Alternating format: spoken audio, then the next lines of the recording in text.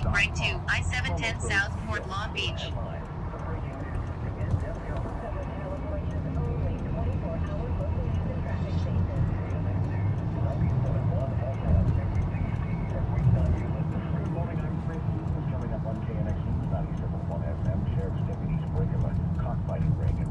In 900 feet, use the left lane to keep left to I-710 South Fort Long Beach. At a 40-year high, but a lot of Americans expect it to start heading lower soon. Your money at 11:50. Someone tried to knock down much of the fencing that had been surrounding Echo Park Lake.